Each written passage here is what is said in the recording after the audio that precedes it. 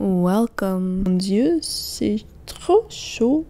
Where's the freaking thing? Welcome to the first strictly book video in my new home. Oh my goodness. I just made a way too full. I'll give you a little bit of anxiety. Cup of fall time autumnal tea. I think this is like maple, apple cider, spice, cinnamon. Smells really good. It smells way too hot though, so I'm gonna let that cool down and you and I are gonna have a chat. Actually, I'm just gonna talk at you. You can't say anything. For all intents and purposes, I am just gonna sit here and chat at you about all the books that I have been reading throughout the autumn season. These are my fall reading picks that I have enjoyed. Most of them I have enjoyed. A lot of these books I have read throughout September and October. I know we're November, which is still pretty autumnal, but for me, I am just so ready to read cold books. This is your first rodeo over here. My name is Emma and I'm happy you're here. So let me just tell you what I've been reading. Let me start you off with a book that I read way back.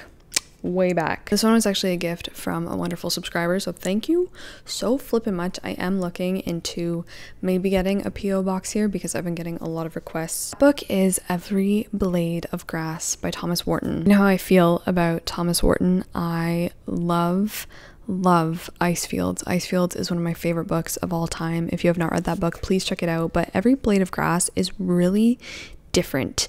It's really different than Icefields, and different in a way that did translate for me to disappointment, sadly.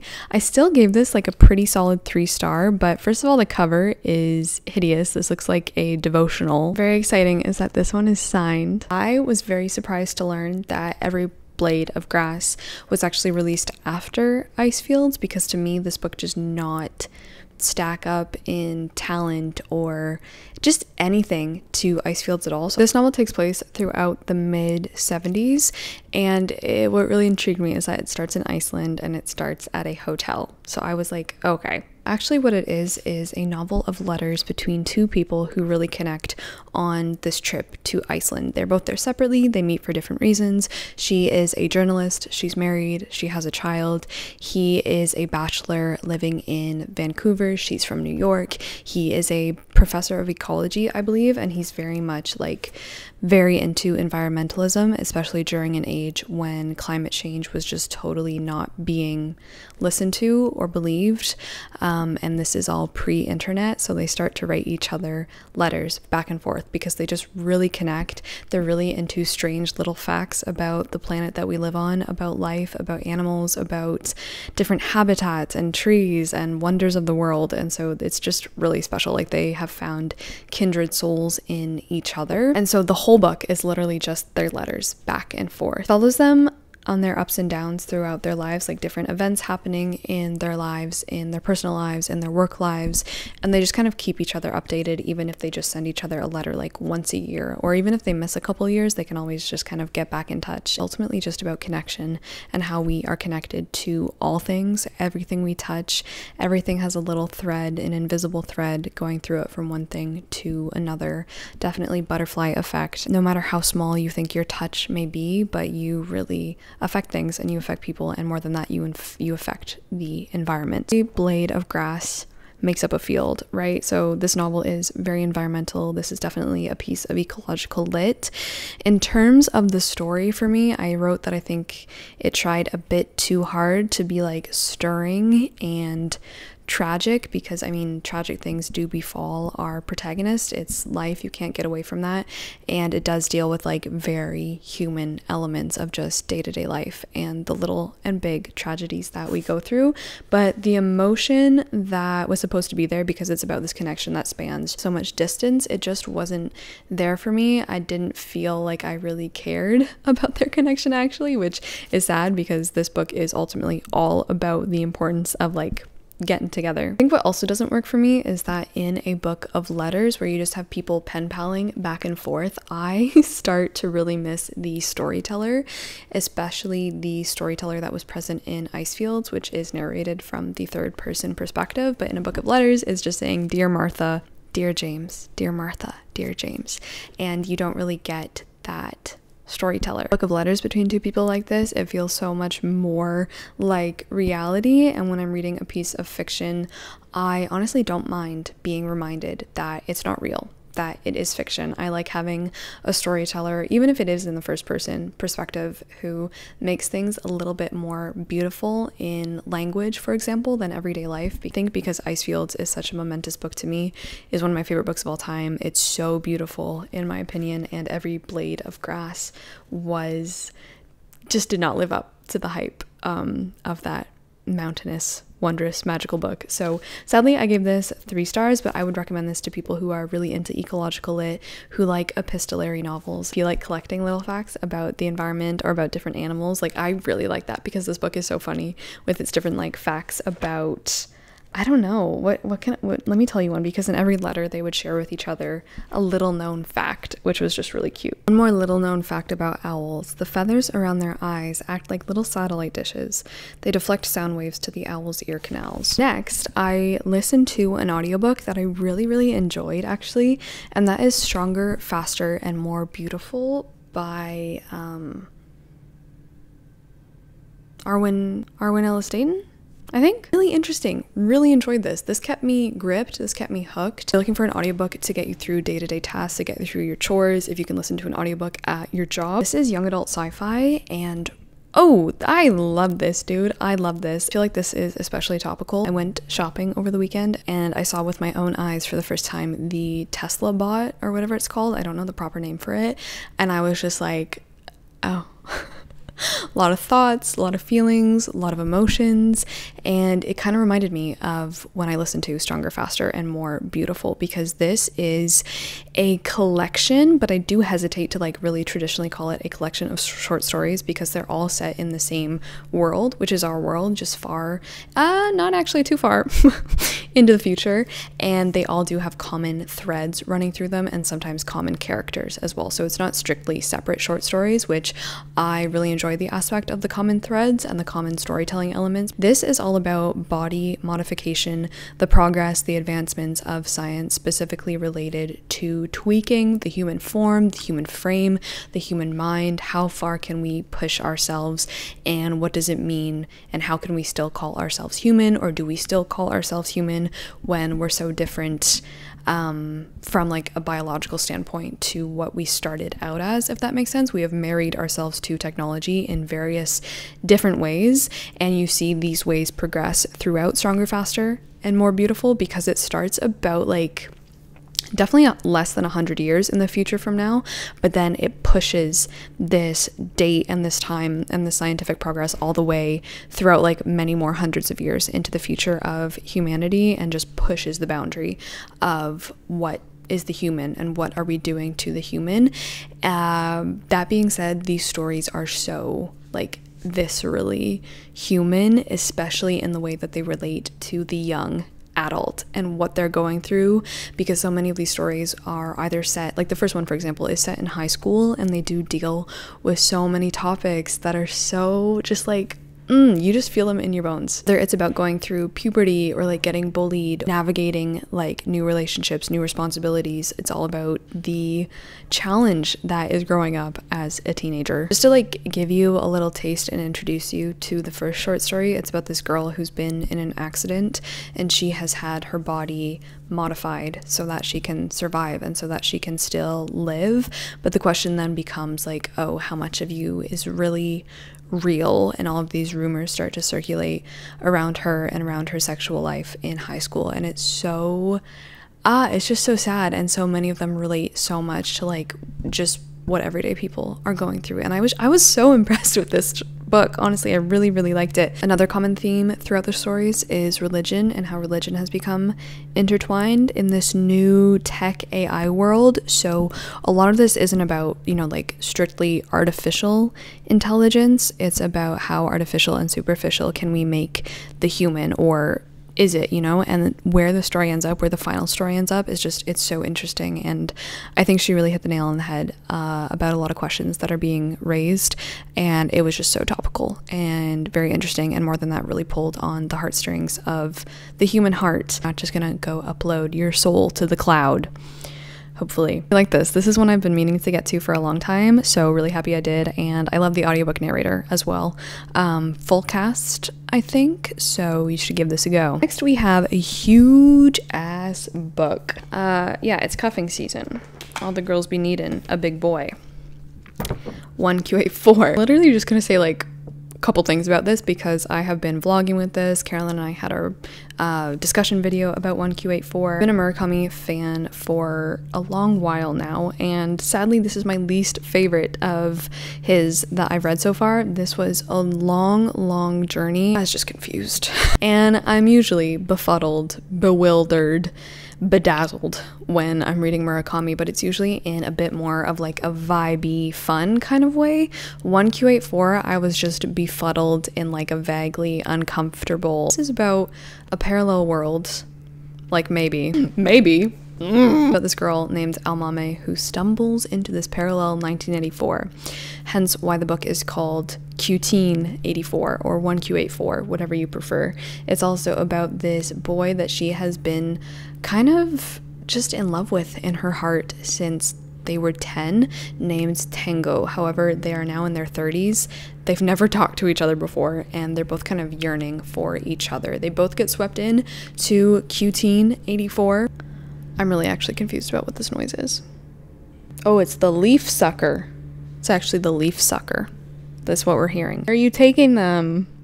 I so enjoyed seeing them on the ground. Things get really freaking whack, really flipping quick. It's a good way to describe this book, and there were a lot of elements that I was just so not impressed with. So if you are starting Murakami, I would say skip this. Really, honestly, still don't know how I feel about this book. I honestly think about it a lot because the plot of this book, it would not even matter really if I told you any of the things that happen in here because I feel like you wouldn't even believe me. I still think about it. It haunts me. Like I climbed this mountain and there wasn't a great view, was kind of the feeling.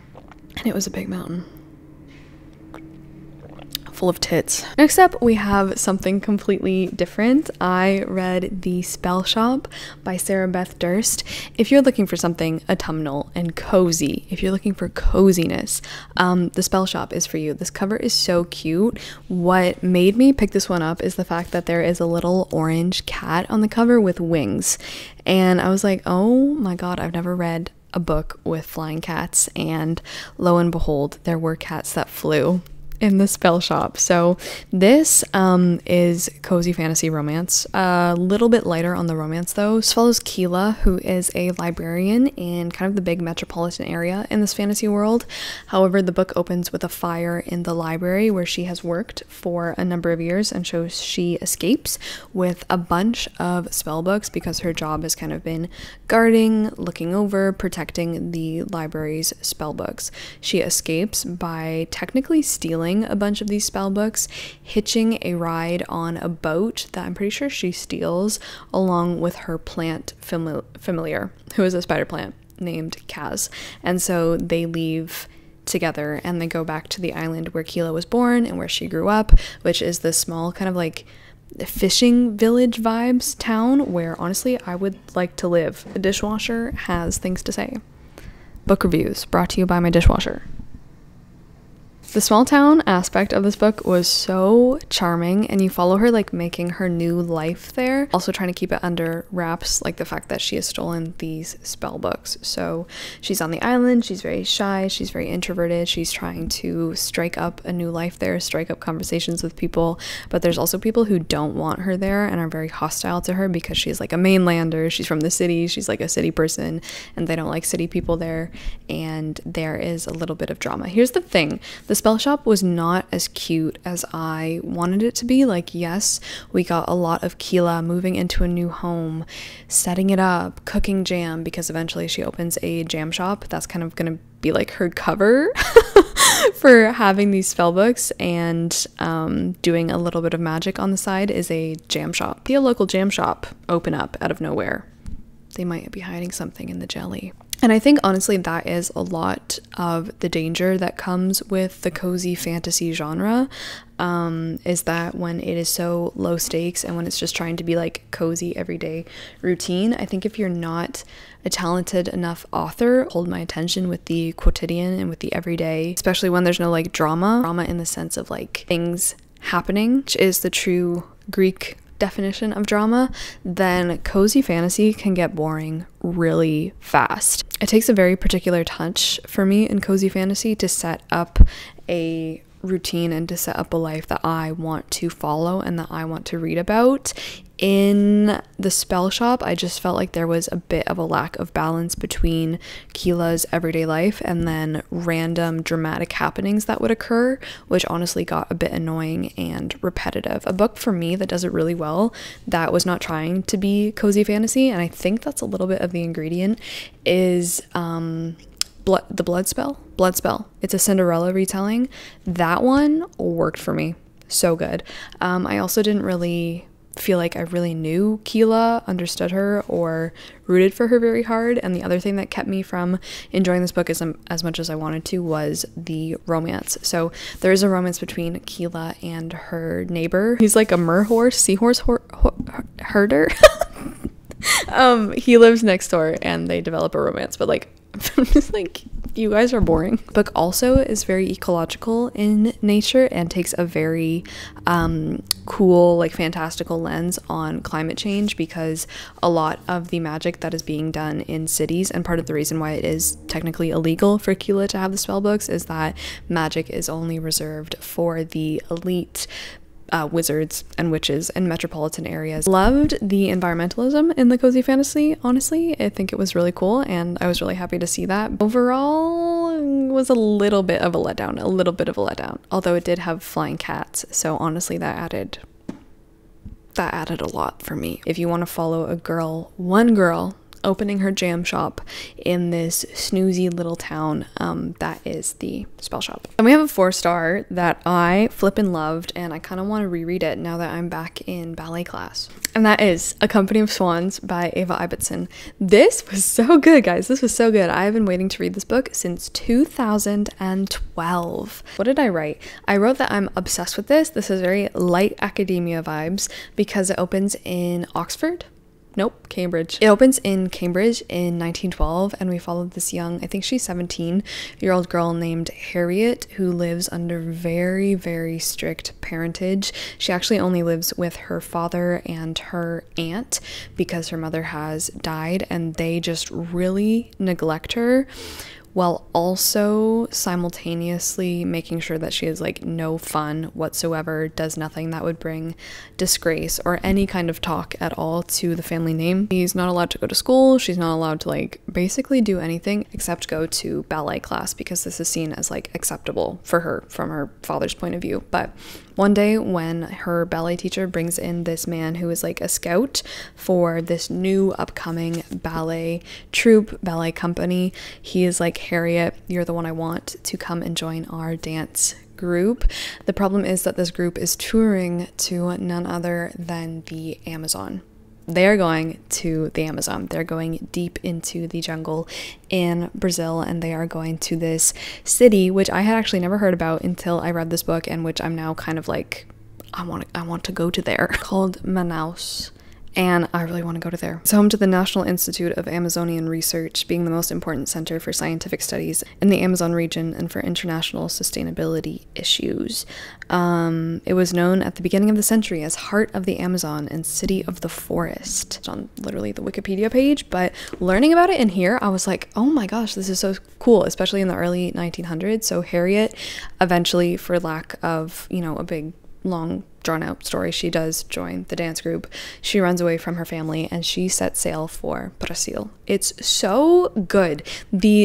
Oh my god, Eva Ibbotson, the descriptionist that you are. Sometimes it's a little bit over the top, but I underlined so many pages in here because of the gorgeous description that she used, especially for plant life. If you are a sucker for botanical beauty in language, I would highly recommend A Company of Swans. So it's all about Harriet and the friends that she makes. Love the female friendships in this book, and also this young British aristocrat that she meets living in Manaus, who is this man named Roman, who has run away from his aristocratic heritage, I guess. This book makes so many allusions to the classics, both in terms of like Greek and Roman mythology, as well as the stories and the mythology behind the different ballets that Harriet is performing in. The way that Ava Ibbotson like parallels and details the stories behind the ballets that are being performed, whether that's like Giselle or Sleeping Beauty or the Nutcracker features in A Company of Swans,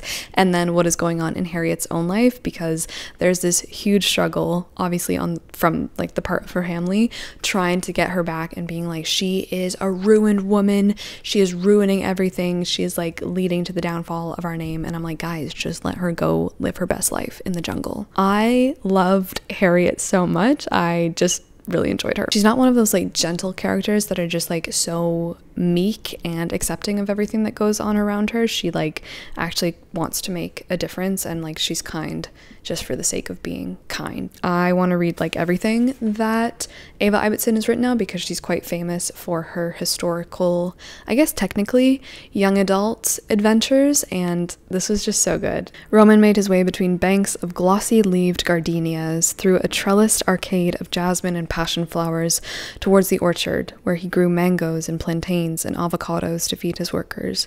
He missed nothing: a new patch of fungus, an infinitesimal split in the stem of a pineapple, a procession of ants endeavoring to set up a colony in his coffee bushes. All were instantly observed and silently assessed, and the little-nosed bear trotted along behind him, for this morning inspection of the estate was something which the Quaddy regarded as very much his affair.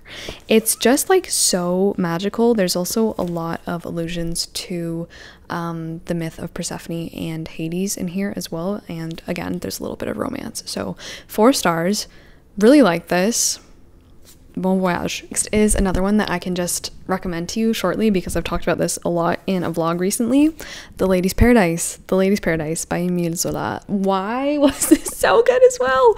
Actually, Denise in The Lady's Paradise and Harriet in A Company of Swans, very similar characters, like very, very similar characters in honestly very similar situations. So The Lady's Paradise is all about the development of the modern department store. It recounts the spectacular development of the modern department store in late 19th century Paris. It's all about Denise, who moves from the countryside to Paris because she's looking to get a job.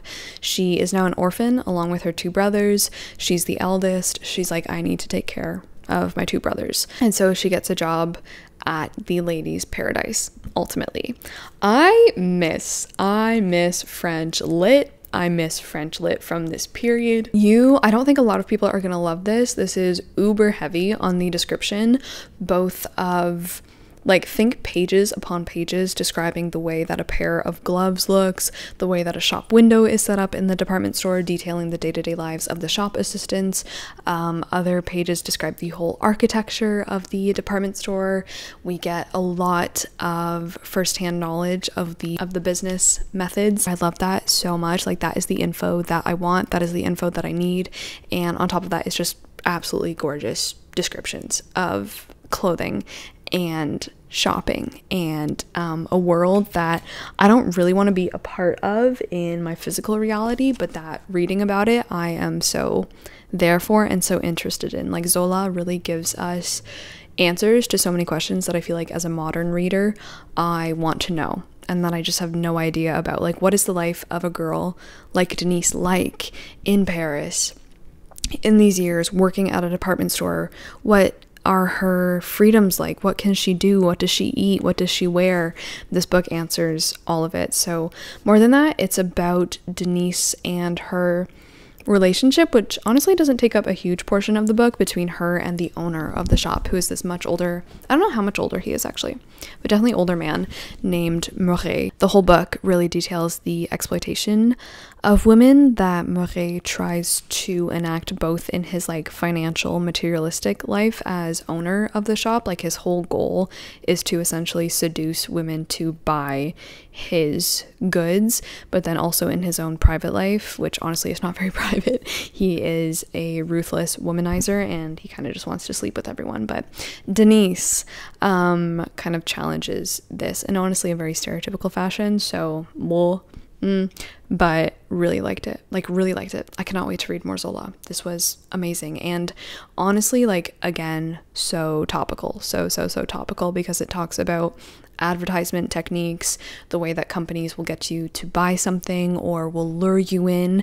And I literally had an experience when I went shopping the other day, literally just reminding me of all the books that I've been reading, because I went into like the grand opening of the store in the mall, and what were they doing? They were handing out balloons to kids, like bright red balloons with the shop name on it, and like advertising their grand opening, which is literally exactly what happens in the Lady's Paradise. Is that Murray like is rubbing his hands together being like, oh my gosh, like I've got it, I'm gonna include the children in my world domination, in the domination of this neighborhood, because I'm gonna make children into little advertisers by giving them free balloons with every purchase. And that was literally what was happening at the store. So has anything changed, basically, is the question that the book keeps making you question. And that was actually for the World Tour Book Club for September. World Tour Book Club pick for October, oh my goodness, sorry, is The Age of Magic by Ben Okri. So yeah, this was my least favorite read this spooky season, sadly. Really did not get along with this, did not like this, and I actually gave this one a 2-star, which is really sad because so many of you were like, oh my gosh, Emma, like you're so excited to read that. You look so happy that you're getting to read another book about hotels and mountains and snow.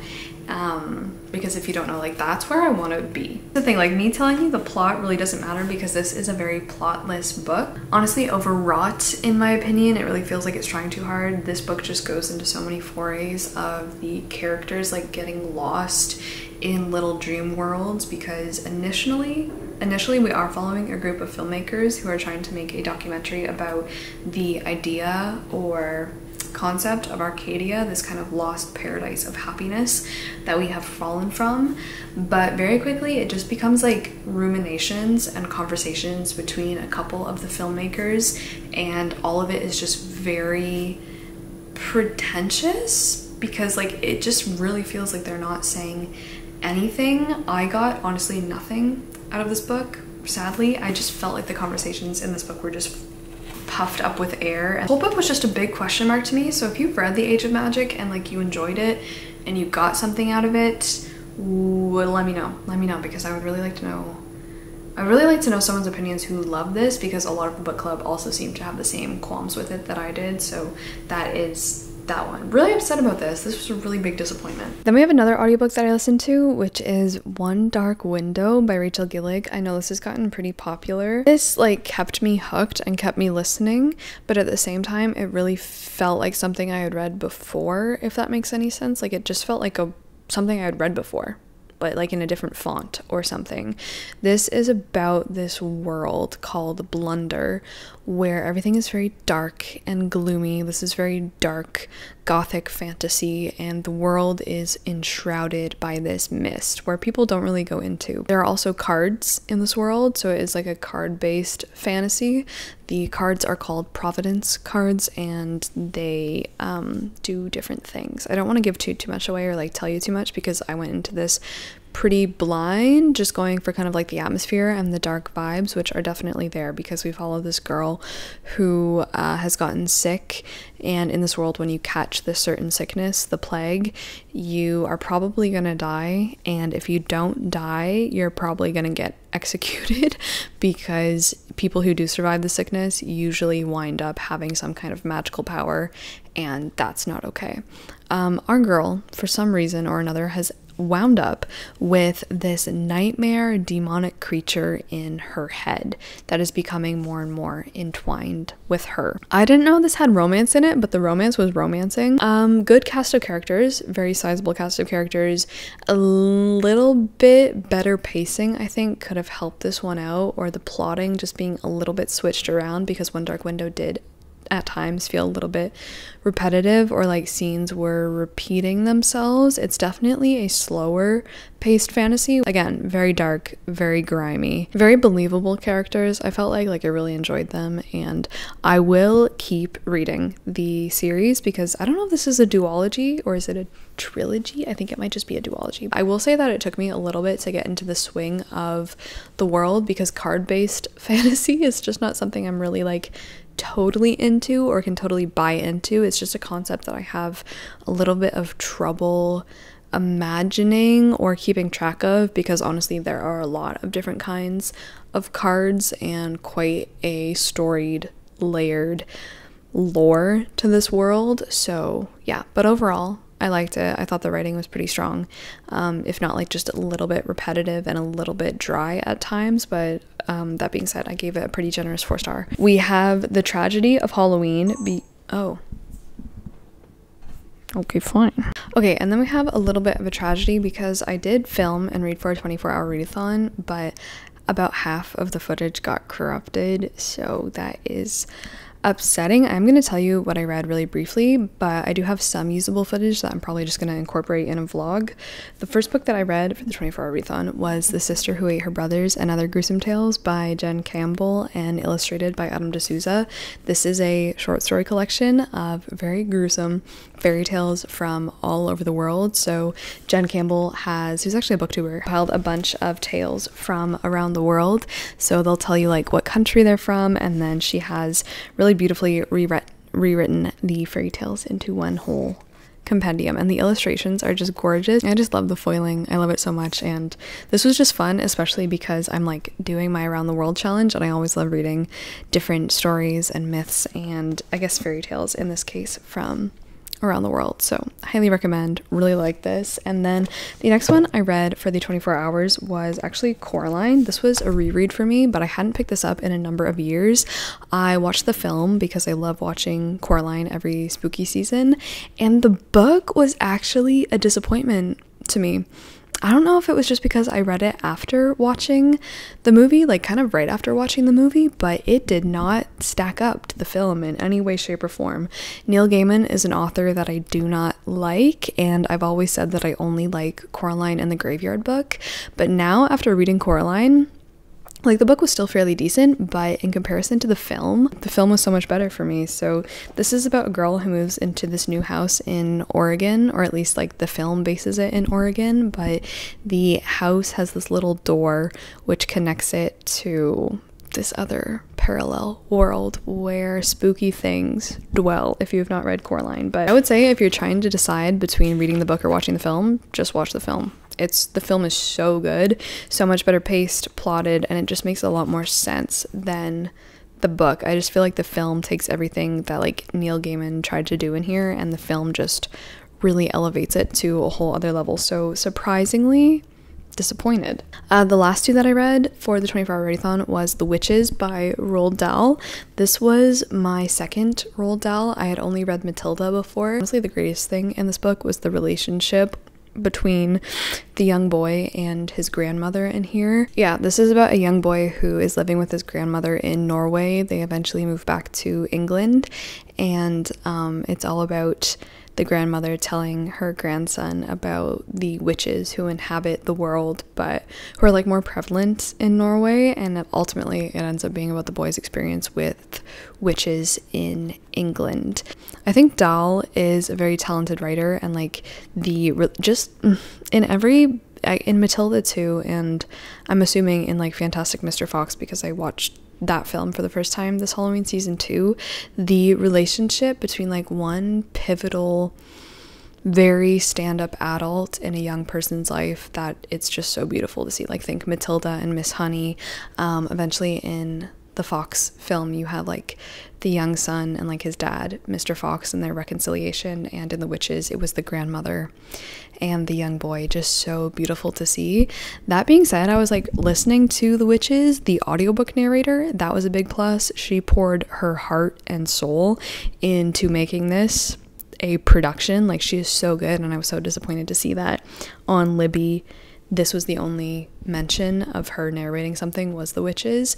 But as I was listening to this, I was just like, this has like undertones of something. There's something going on here, something fishy, that was just making me feel a little bit uncomfortable, the way that the witches were being described.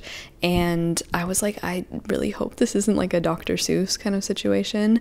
Sadly, I did like go online and research Roald Dahl. He has said some very shocking things that I just did not, you never really think you're gonna hear coming from like a children's book author, but here we are. Witches is very anti-Semitic as well, so just know that if you're going into it. The last one I read for the 24-hour readathon was The Halloween Tree by Ray Bradbury. 5 stars. 5 stars. This is one of my favorite books of the year. Look at this cover.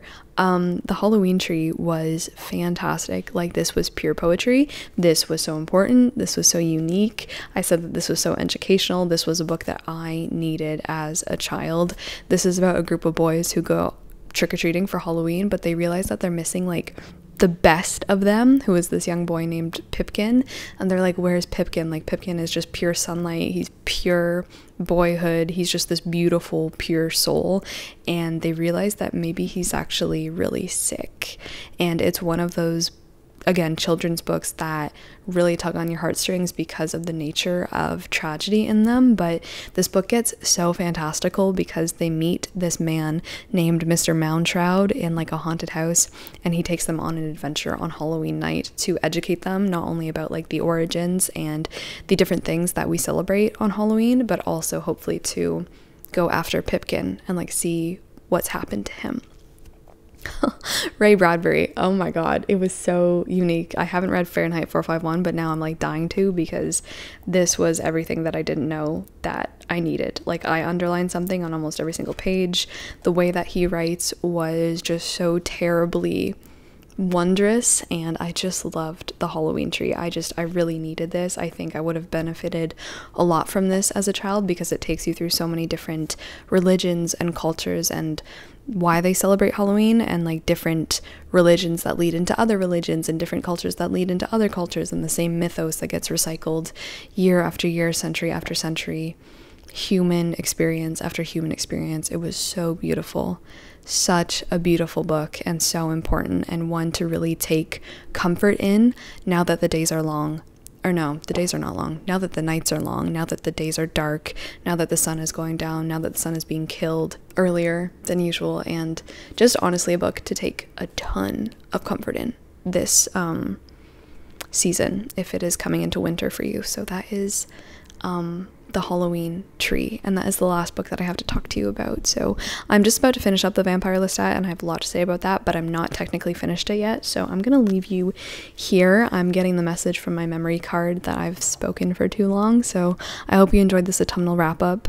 Please let me know what your favorite autumn book that you read, or like spooky Halloween book that you've read recently, or just like something uplifting and comforting to take into the winter, if you're going into the winter. And if you're not, hey, go enjoy the sun. So I hope you enjoyed this first like full bookish video in my new home. I'm so happy to be sitting in front of a bookshelf background again. So until the next one, I love you guys so much. Take care of yourselves and go read something good. Ciao.